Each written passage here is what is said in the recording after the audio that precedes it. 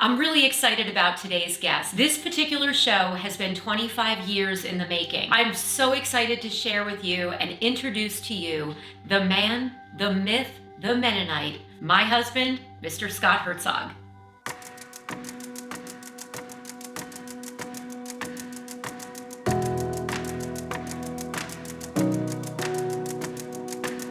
Yeah.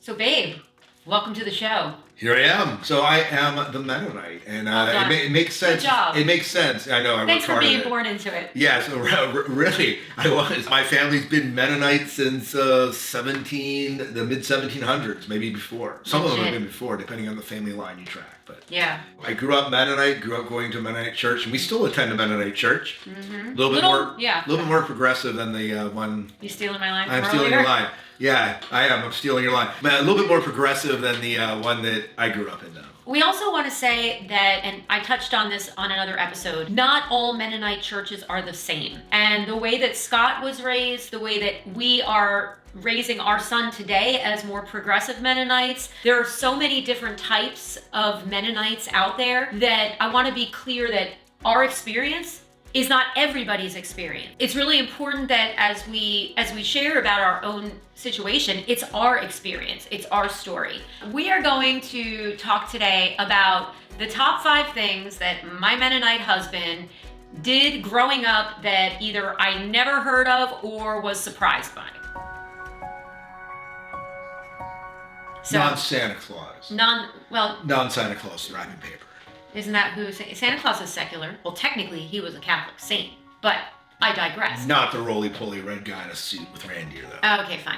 I remember like the first year do you remember when we got married the first year and I was buying gifts for your family and you were like, don't wrap them. Yeah, can you please not wrap them in Santa Claus paper? And I was like, why? Christmas trees were okay, wreaths were okay, yes. Red was okay. But no Santa. No, snowmen were okay. I remember it being any kind of juvenile or Santa Claus paper was not okay for any family member, children or adults. So it wasn't like it was just an adult thing or a kid thing. We obviously didn't make a big deal of Santa. We knew the reason for Christmas was Christ. Mm-hmm. And the wise men and the shepherds, and that was always central to our Christmas season. And we were certainly aware of Santa Claus, and we also never ever really believed in Santa Claus as a real figure. Like what we did to my son growing up, and we said Santa Claus is real and had him buy into it. Oh, hello, Kiefer. It's so nice to see you. You're visiting us on a very special night. No, that was never done in my family. Mm-hmm. And kids, if you're listening to this right now, this is just, you can fast forward through this part. Yeah. Thank you. Yeah. Now as kids, we always got toys and stuff. I remember going through the Sears catalog, right? Oh, so old school. I know. And then you would circle the gifts that you wanted Santa, your parents to give you. And then they would choose it. And we didn't know which ones we were getting, so there was a sense of mystery from it. But as we got older, the gifts were very, very practical. Yeah. Like scopes for your deer rifle. I got a Bible that had 4 versions side by side one year. Because the Lancaster County Mennonites know so many languages? No, it was just different versions of the Bible. You think you're funny. I'm funny. We grew up using King James as our Bible. Of course, the only version. No, it wasn't. The irony is when I was growing up, the church was transitioning into the New International Standard Version, which is predominantly the version I think that's still used at the church I grew up at. But this had 2 other versions attached to it that you kind of go through and see what the verses said in each version. So I thought it was kind of fancy. Cool. But yeah, gifts, very practical. Certainly not with Santa Claus paper. Don't do it, guys. No Santa Claus paper. Don't do it. Yeah, don't do it.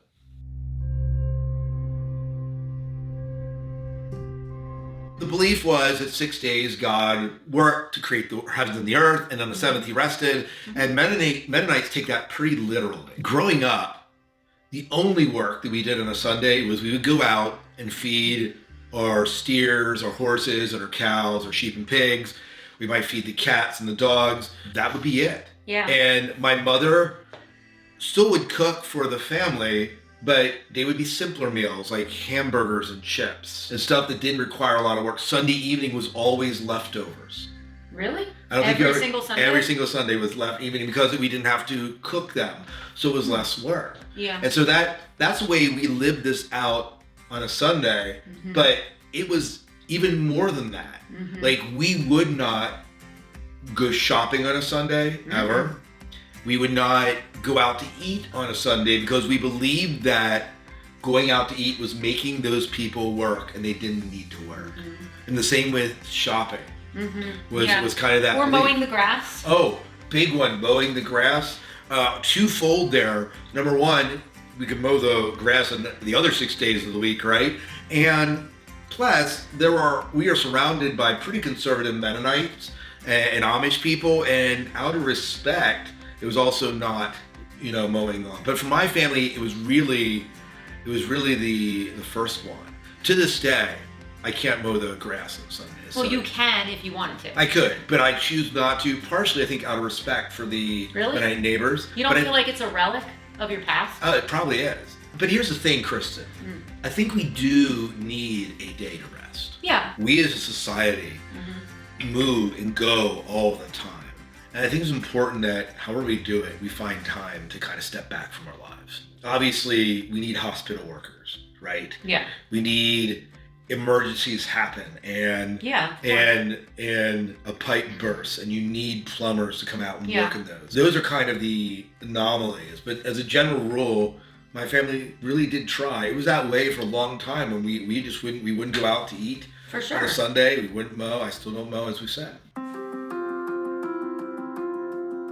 So I'm not talking about going to a beer joint. I'm talking about going to Applebee's or Chili's or a restaurant that had alcohol in it, but it was that idea of that appearance of evil thing, right? Like, if somebody sees you walk out, they don't know if you were drinking or not. That's huge. And it's not that, I think alcohol has always, since the Prohibition, been kind of taboo in the Mennonite church, and maybe in a lot of churches.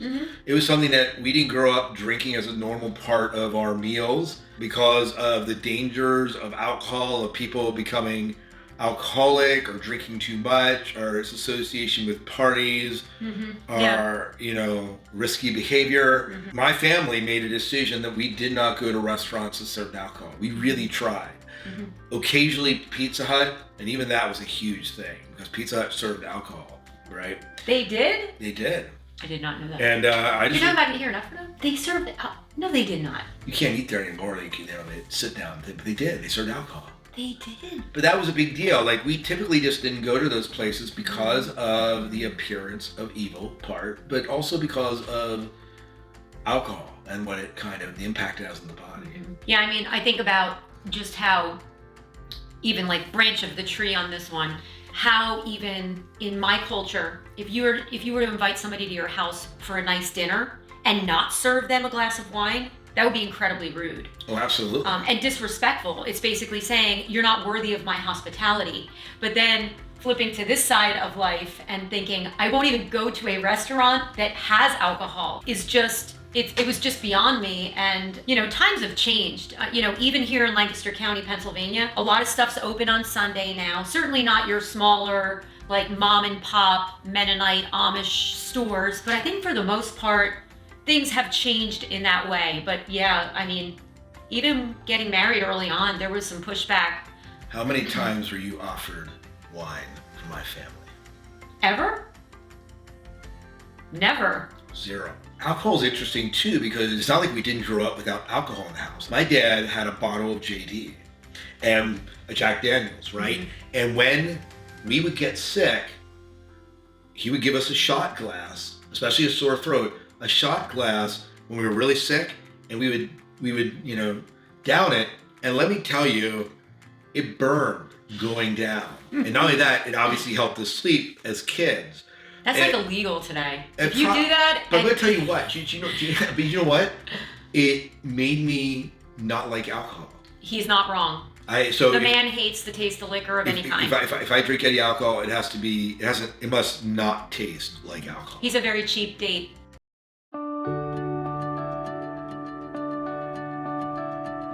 why in the world is there foot washing traditions in the Mennonite church? Yeah, so I think it's important to note that not all Mennonite churches do this that's anymore. true. The one that we go to now does not, but the one I grew up in still does foot washing. The reason it was core to the Mennonite church is because in the Bible, at the Last Supper, when Jesus comes to the disciples and they're sitting around the table, the first thing he does before breaking the bread, before serving the wine, is he goes around and he washes each of the disciples' feet.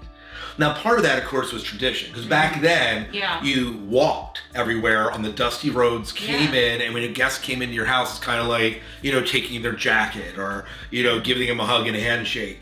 This was their kind of form of that, where they would wash the person's feet so that they would be, I guess, somewhat clean when they're sitting there, right? To get rid of the foot funk. The foot funk, right? Which is not why Mennonites do it. Are you saying they don't have foot funk? We do not. Mennonites don't have foot. I'm just kidding. They do. The reason Mennonites do it is because when Jesus did that to every disciple, he was serving them. Yeah. And he said, look, I might be the Christ, but I'm not better. Yeah. I'm not putting myself above any of you. And because I do this, you should do this likewise. I think the scripture actually says. So that's why my church does it. So, on a Sunday morning, when we have communion, when we break the bread and have the wine, although in our church it's grape juice, of course, not wine in the Mennonite church. But when they do the wine and the bread, right, this is a part of that process of showing, I guess, humility toward each other, that we aren't better than. I remember you telling me, for our wedding ceremony, I would like to do the foot washing. And I'm like, the what? It was so unusual to me, and it sounded a little hokey, to be honest with you. But seeing it done in your church growing up that first time, it really is a meaningful symbolism, because you've got all these people, like every type of person, older people, younger people, teenagers, farmers and construction workers and stay-at-home moms, but like literally taking off their shoes, taking off their socks, or taking off their stockings or whatever, and washing each other's feet in these tubs of water. The foot funk. Yeah, it's really meaningful. It's really Sign of humility. There's something to that. I mean, I think everybody should see it done once. It was so important that we, of course, you mentioned we did it in our wedding. Yeah. But it was a nice gesture, though, I think, for us of showing that we were going to serve each other, and that we were going to walk with humility in front of each other. Fun story about that, though. Oh no. So the story goes that my brother was going to put live goldfish in the foot washing tub. He did not do that, but what did he put in? A rubber ducky? Yeah. In the foot washing bin? Yeah, so, of course. Where did all of that traditional ambiance go with the rubber ducky floating in the Mennonites pool? Typically put rubber duckies in their foot They washing. do not. That's a first. I think it's never been done in 300 years. And probably not. If his mom said, I'm going to make peaches tonight, she wouldn't say, go in the, refrigerator and get the peaches. He would go down the steps to the root cellar and get this pretty little glass jar with the big rim at the top, and it would say peaches on the lid. I don't know that my mom ever really labeled them. I mean, they're glass. You can see what's That's in true. them, right? All right, I digress. Yeah, but it's interesting. I was trying to think as you were talking, and I remember very few times of us going to the grocery store. If we went, we would go for items like sugar, flour, milk, because I grew up on a farm, the farm that we live on now, but we did not have cows. But most of what we had for like lunches and suppers, these were things we raised. So we would do butchering, we'd get chickens butchered, raise all our own vegetables, can many of them, freeze those we didn't can. We had apple trees, peach trees, sour cherry trees, sweet cherry trees, plums, grapes, and we used all these to make jellies, jams, and all sorts of things. So we bought very little at the grocery store. Our garden was almost an acre at one point. And, I grew up in a family of 6 people, and it took a lot of garden to feed them and a lot of work. Kept us kids out of trouble by working in that garden.